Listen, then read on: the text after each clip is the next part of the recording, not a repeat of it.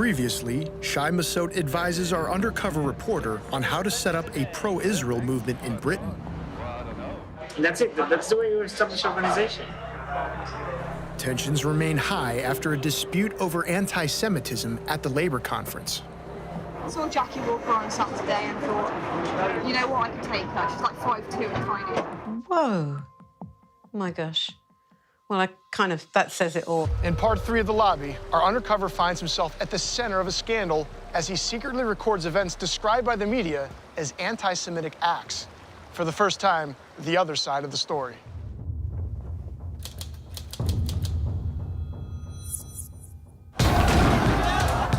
Following decades of violence, a new challenge has emerged to Israel's occupation of Palestinian lands, called BDS. BDS is here to stay! That's the global movement to boycott, divest, and impose sanctions on Israel and expose it as an apartheid state. The Israeli government has responded with a campaign to rebrand the country's image. The reason we should fight BDS is because it's wrong. It's a moral outrage. It's an operation run by the secretive Ministry of Strategic Affairs. They recruit mainly former intelligence officers. Its main task is to counter BDS worldwide. Using an undercover reporter, Al Jazeera's investigative unit exposes Israel's clandestine activities in London, a city that's become a major battleground. BDS campaign in many ways germinated in Britain. You'll meet the people working to challenge BDS at every level of British politics. Israeli embassy. Ah, okay, nice to meet you. We work really closely together, but a lot of it's behind the scenes. One of Israel's main targets is the Labour Party. For the first time, its leader is a champion of Palestinian civil rights. They'd be very happy to see Jeremy Corbyn no longer leader of the Labour Party, for sure. It's a covert action that penetrates the heart of Britain's democracy. Can I give you some MPs that you suggest that you would take down? It is outrageous interference in British politics. It shouldn't be permitted. It's a battle of ideas seeking to change not only how Israel's portrayed, but even how it is debated. It's anti-Semitic. No, it's not. It's a trend.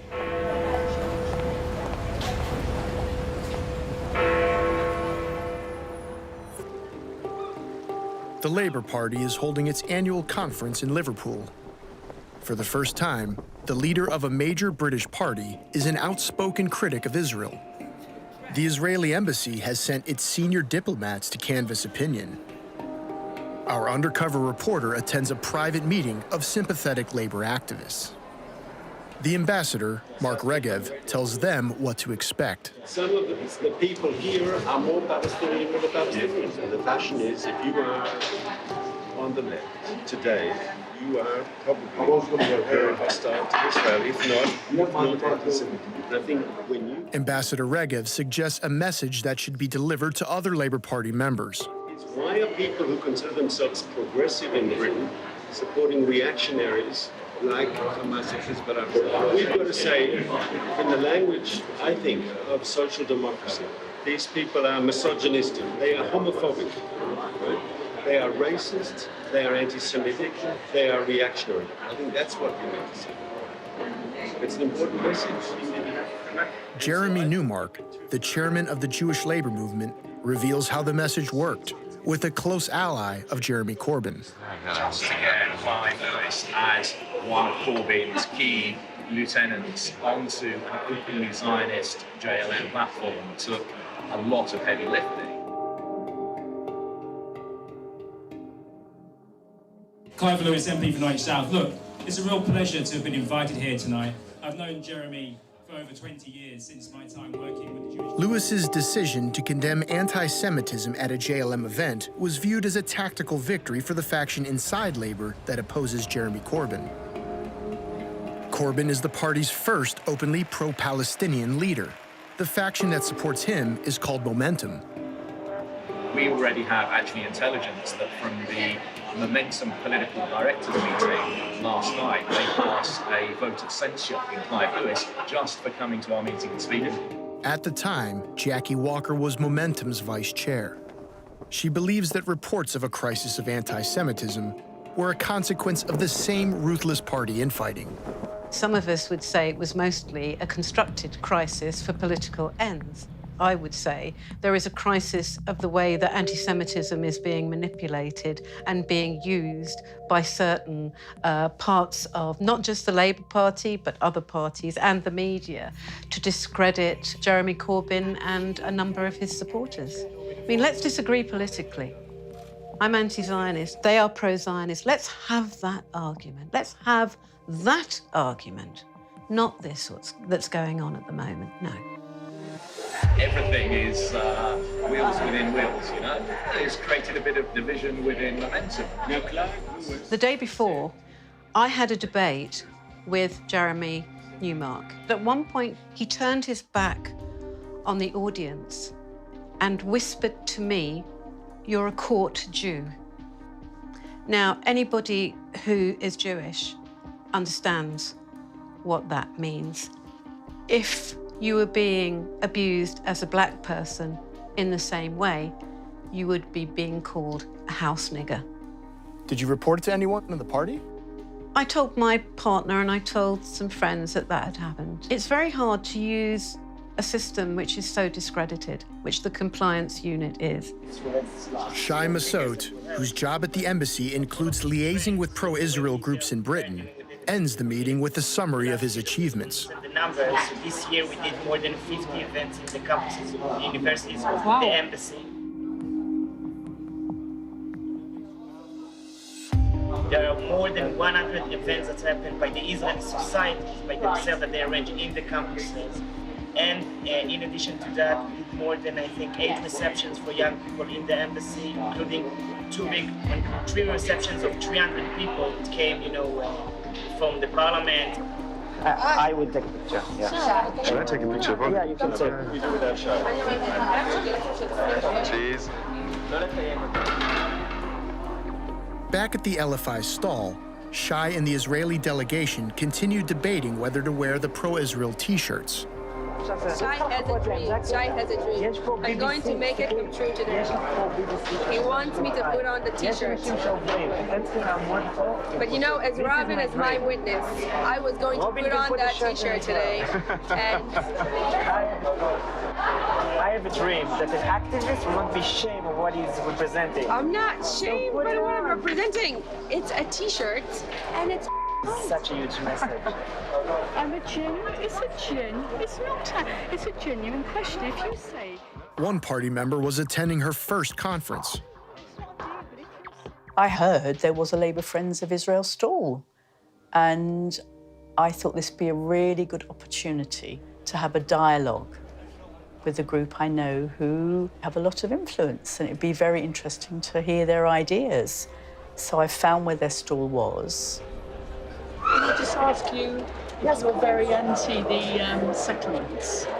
What is Labour Friends of Israel doing about they are really... We make our view clear, and we meet with people at all levels in Israeli politics and diplomatic circles, etc. And we make it absolutely clear we're not friends of Israel, enemies of Palestine.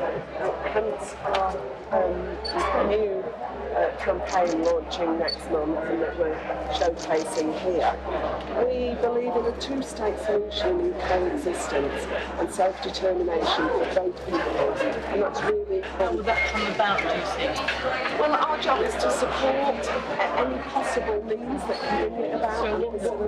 So what are we supporting is coexistence project, which is what this is about. I had no idea, quite honestly, who was behind the stall. There was a woman behind the stall. My first series of questions from memory was simply to say I was very interested to know how a two-state solution would come about. What would be the details, not a slogan, but the details. Would you like Israeli occupation? Well, what we want is a two-state solution. And the reason we've not got it now at the moment is because there's a distinct lack of security for Israel. Supporters of a two-state solution believe that a peace deal based on national boundaries that existed in 1967, before Israel's occupation, will one day lead to a viable Palestinian state. But the continued growth of Israeli settlements on occupied land has made an independent state all but impossible. If you look at a map of the West Bank and East Jerusalem today, you are looking at a fragmented territory that Israel has colonized now for almost half a century. Practically speaking, a two-state solution is just not possible under these conditions. I was actually seeking some reassurance that a two-state solution, if that's what they were promoting, was still possible. This is a big picture situation, and we want a two-state solution that is good for all. What steps? Because, you know, so the Labour Party is saying... I'm not going to defend or criticise it. You seem as if you are defending Israel. I would defend Israel. I'd defend Israel's right to exist. I'd defend Israel as a democracy and a social sense. We don't suffer. I think we have to be very, very careful not to let our feelings about this morph. So no feelings come into anti-Zionism. I'm not being anti-Zionist. We have to be very careful, don't we all want a two-state solution based on coexistence and peace? I said time and again, I'm here to talk about the two-state solution which you are promoting. And this is what I'd like to learn about. It's clear that the Israeli state, no matter which party is in power, has got absolutely no desire or inclination to relinquish the territories occupied after 1967. But the questions that that throws up are the kinds of questions that people don't want to ask or don't want to answer. I'm asking you how. So you agree with that? And we make I don't know what I think. Anyone who supports Israel has to ask himself or herself the following question. There are two possible scenarios, and only two possible scenarios. Either I support the new state of Israel, which is an ethnic apartheid state, or I support a change of regime in Israel, namely that the state and the country as a whole would go through a genuine process of democratization, as did apartheid South Africa. There is no third option. Thank you, Jean. I didn't know the conversation. I'm asking you about settlements. They've totally atomized the whole of the West Bank. I'm asking you, I'm really genuinely interested, how is two-state solution, how can it come about if the whole of the West Bank is atomized? So, but in practical terms, that's what you're doing. But I'm asking, in terms of the West Bank is atomized, where will the state be? I mean, that's a genuine question. Where will the state be? The activist who came to ask her tough questions about the settlements, actually, that was her main point. She didn't ask her about Judaism or the existence of Israel. She just wanted a straight answer. How does anyone who supports Israel justify the settlements? We go over there, we witness, but nothing changes. I was quite interested in whatever funds they had and influence they had, how would this bring about a two-state solution? That was my very basic question. You've got a lot of money, you've got a lot of prestige in the world. I don't know where you get that from. Sorry? Labour friends to Israel got a lot of power, a lot of money. Well, I think so. I hear that it's a stepping stone to good jobs. A friend of mine's son's got a really good job at Oxford University on the basis of having worked for Labour Friends of Israel. If you just believe rumours, then it's not a rumour, it's a fact. It's anti-Semitic. No, it's not anti-Semitic. It's a trend. It's about conspiracy theories. It's not. Sorry, it is. It's not. Anyway, that's my view, and I think we have to agree to differ. No, I don't think we do have to agree to differ. I'm agreeing to differ. I'm ending the conversation because I am not really wishing to engage in a conversation that talks about get involved with this and then you get a good job in Oxford or the city or that is anti-Semitic. Sorry. But do you think that... Joan Ryan falsely claimed that Jean referred to jobs in the city, London's financial centre. And it comes very clearly in the discussions that you have filmed that the woman was not anti-Semitic. They know it. She didn't talk like an anti-Semitic person. She was a typical pro-Palestinian person who was worried about the violations of the Palestinian human and civil rights. Ryan continued to reference banking, a traditional anti-Semitic trope, as she left the conference hall with our undercover reporter. But Jean had never mentioned it. Anti-Semitic, you heard her say, join you lot and you get into Oxford or you get into work in the bank. Anti-Semitic. At no point did I ever say that Labour Friends of Israel will get people jobs in banking in the city. I did say, which is absolutely true, that I know the son of a friend of mine who he believed himself that having some connection with Labour Friends of Israel didn't harm his career at all. That evening, at a rally to combat anti-Semitism organized by the Jewish labor movement, Joan Ryan described her day at the stall. But we have also had 3 incidents of anti-Semitic harassment on our stand to the people who are staffing that stall today. And that, I think, tells you something about why we need to be having this Against Anti-Semitism rally. By the following day, word had spread about Jean's exchange at the LFI stall.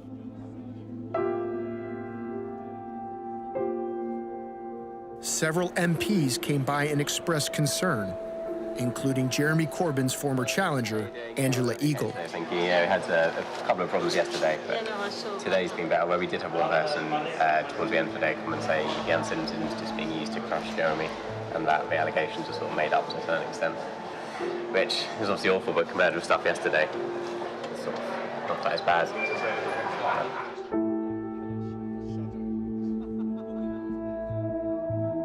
Some of that sort of stuff is now becoming normalised. Sort of less shocked about that than I was about that happened yesterday. I know, tell me about it. How are you anyway? You okay? I'm absolutely loving it.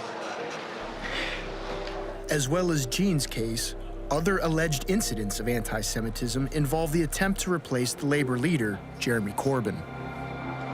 Another prominent Corbyn opponent arrives at the stall and hugs Jennifer Gerber, the director of the LFI. Labour MP Shuka Umana asks for an update on the anti-Semitic incidents. What exactly happened? Oh, God, yeah. Actually, one data came up and basically said Raku was run by Jews, Jewish MDs and Jewish millionaires. And Andrew Eagle's husband is he's Jewish. No, you can make it up with you. we reported it. And so that was incident 1. What were the other 2? Joan, you were Joan dealt with the other instance. Right. The other instance yesterday. I reported that incident. That woman.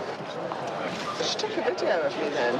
Joan Ryan, Labour Friends of Israel, I'm not sure walking away while answering questions. Sorry. They didn't show any of the bits where I said, you're being anti-Semitic, don't you? That's obviously come to an end. So I made a formal complaint. I am very shocked about the way she described my words to other people.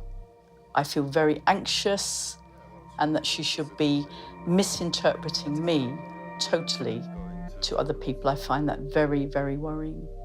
But I mean, I wrote down, all this what she was saying about the being rich and powerful, the one who went to Oxford, and the next minute he's got a big job in banking, and I said that, classic anti-Semitic.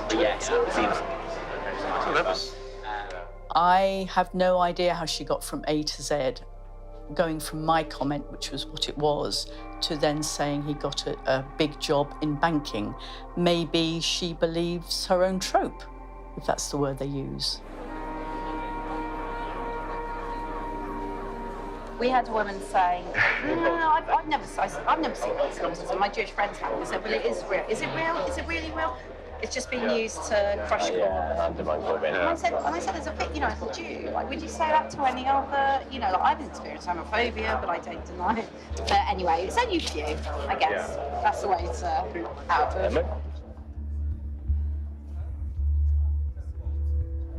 people have been positive. We signed up lots of people. Yeah, do you know what? Most people have been positive and nice. It's kind of like solidarity. People are coming up like solidarity. Solidarity, guys. Are you okay? How's your day? It's disgraceful. We'll prevail. Yes. We'll prevail in the end. I like that. Definitely. It's in a way pathetic, but it's also worrying how such a pathetic evidence can, and we know, can be used to intimidate Jeremy Corbyn into establishing an inquiry commission, in making daily confessions that he's not anti-Semitic, and so on. That is, I think, going to be the defining narrative, actually, now, which is anti-Semitism. And do you know what? That denies, what I found, I said to her, you heard me a couple of times saying, I find that upsetting that as a Jew, you're telling me,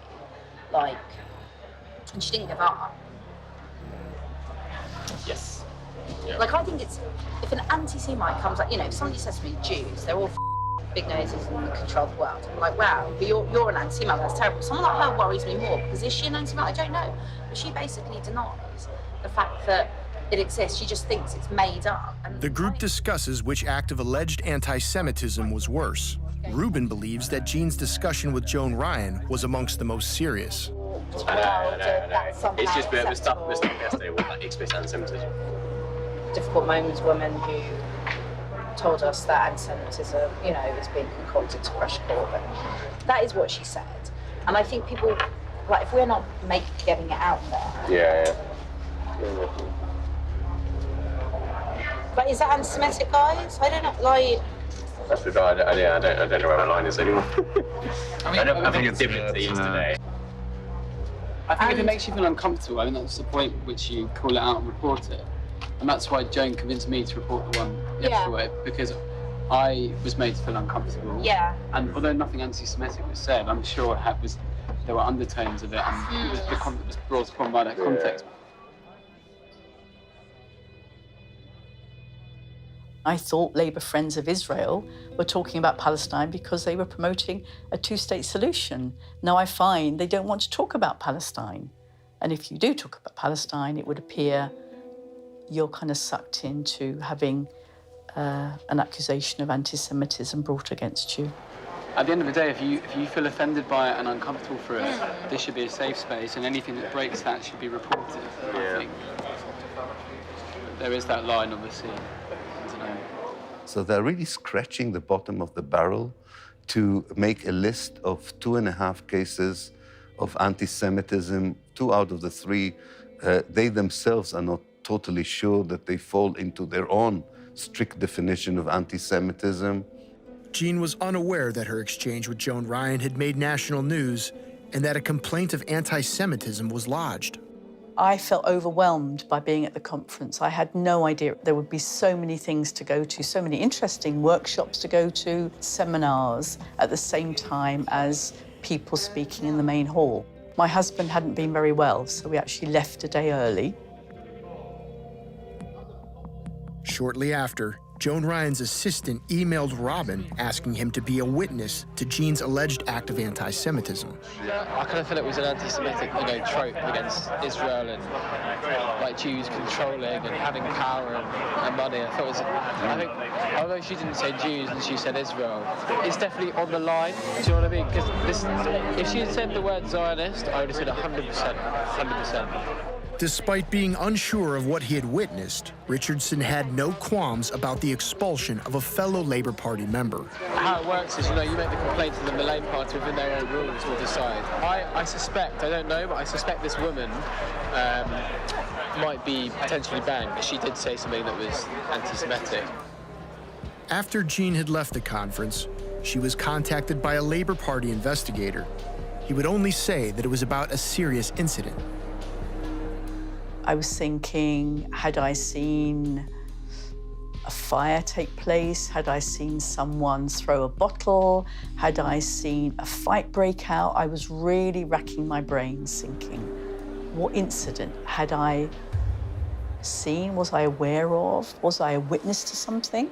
And almost by return came an email that it was my conduct that was being investigated. I was totally shocked. That was like a real bombshell.